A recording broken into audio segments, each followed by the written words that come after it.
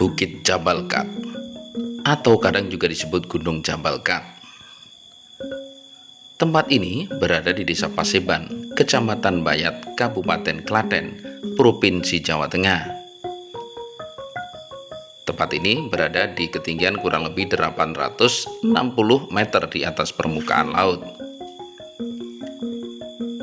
Di atas bukit yang tinggi menjulang ini ada sebuah makam yang dikeramatkan, atau tempatnya komplek makam yang dikeramatkan, yakni makam Sunan Tembayat. Sunan Tembayat adalah salah satu wali atau sunan di masa awal penyebaran agama Islam di Pulau Jawa. Pada awalnya, beliau adalah seorang adipati di Semarang, yang mana kemudian setelah mendapat pencerahan dari Kanjeng Sunan Kalijogo, sekaligus kemudian ngangsu kawruh menjadi murid atau santri dari Kanjeng Sunan Kalijogo, sang adipati Semarang tersebut kemudian meninggalkan segala kemewahan dan kekuasaan di kota Semarang untuk menuju ke daerah pegunungan bagian selatan dengan tujuan mensiarkan agama Islam. Dalam perjalanan mengembar ke selatan tersebut, rombongan Ki Ageng Pandanarang atau Sunan Tembayat dicegat oleh 3 orang penyamun. Salah seorang penyamun dikutuk menjadi manusia berkepala domba, yang mana setelah bertobat ia kemudian dibebaskan dari kutukan dan menjadi pengikut setia dari Ki Ageng Pandanarang. Peristiwa ini terjadi di daerah yang kemudian disebut Salatiga sekarang, berdasar pada kata salah tiga, artinya 3 orang yang bersalah. Setelah sampai dan menetap di Bayat, Klaten sekarang, Ki Ageng Pandanarang lebih dikenal dengan sebutan Sunan Bayat atau Sunan Tembayat. Seperti di muka kami sampaikan, Adipati Pandanarang atau Ki Ageng Pandanarang nyantri atau nyantri pada Kanjeng Sunan Kalijogo. Dengan demikian, masa hidup Sunan Tembayat semasa dengan Sunan Kalijogo.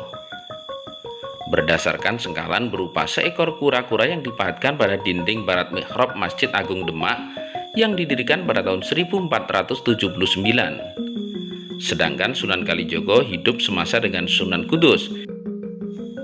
Oleh karenanya, komplek makam Tembayat dibangun juga tidak jauh selisihnya dari masa pendirian Masjid Agung Demak maupun Masjid Menara Kudus. Beberapa prasasti berhuruf dan berbahasa Jawa kuno yang ada di komplek makam Tembayat memperkuat penafsiran tersebut. Prasasti yang dipahatkan di Gapura Segoro Muncar, yaitu gapura pertama yang ada di kaki bukit, berbunyi Murti Sariro Jlegeng Ratu, yang bernilai tahun 1448 Saka atau 1526 Masehi. Sedangkan prasasti yang ada di Gapura Panemut bertuliskan Wisaya Hanata Wisieng Ratu yang bernilai tahun 1555 Saka. Pada sisi lain gapura tersebut terdapat tulisan Ita 1555 Masa 4. Angka tahun ini bertepatan dengan tahun 1633 Masehi, yaitu masa Mataram Islam di bawah pemerintahan Sultan Agung. Dalam Babat Nitik juga diterangkan bahwa Sultan Agung memiliki peran yang cukup besar dalam perbaikan komplek makam tersebut. Salah satunya pernah memerintahkan untuk memperbaiki makam Sunan Tembayat yang dimulai pada tahun 1620 Masehi. Komplek makam Tembayat terbagi atas 6 halaman, yang masing-masing dipisahkan oleh tembok keliling dan pintu masuk. Cungkup makam Sunan Bayat terletak pada halaman terakhir, yang merupakan halaman tertinggi dan tersuci. Bagian-bagian yang dianggap kuno dari komplek makam ini berturut-turut dari kaki sampai puncak bukit Jabal Kat adalah: yang pertama, Gapura Segoro Muncar yang berbentuk candi bentar. Kedua, Gapura Dudo berbentuk candi bentar juga. Disebut demikian karena pada saat itu ditemukan tinggal bagian kiri. Gapura ini dibukar pada tahun 1978. 3. Gapura Pangrantunan berbentuk padu raksa tanpa pintu. 4. Gapura Panemut berbentuk candi bentar. 5.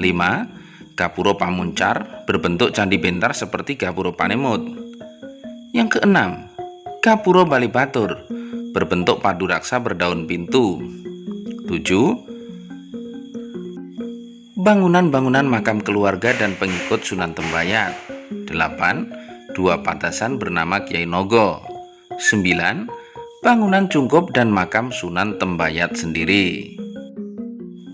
Komplek makam Sunan Tembayat ini hampir tidak pernah sepi dari kunjungan para peziarah.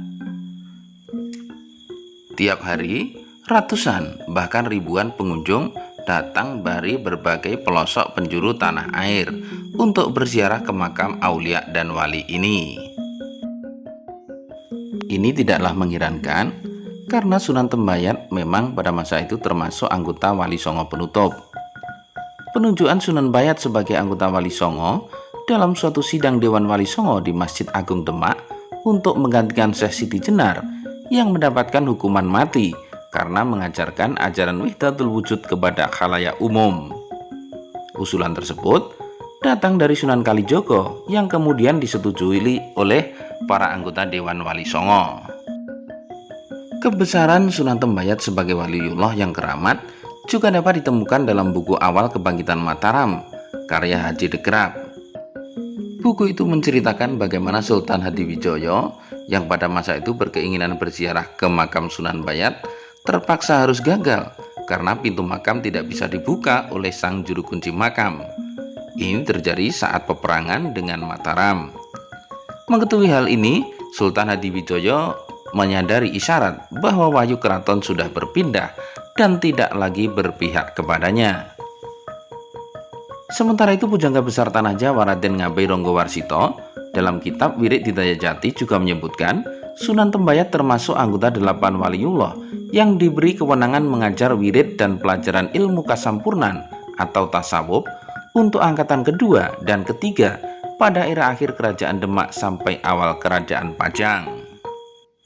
Pada angkatan kedua, 8 waliullah terdiri dari Sunan Giri Prapen, Sunan Derajat, Sunan Ngantasangin, Sunan Kalijogo, Sunan Tembayat, Sunan Kalinyamat, Sunan Gunung Jati, Sunan Kajenar.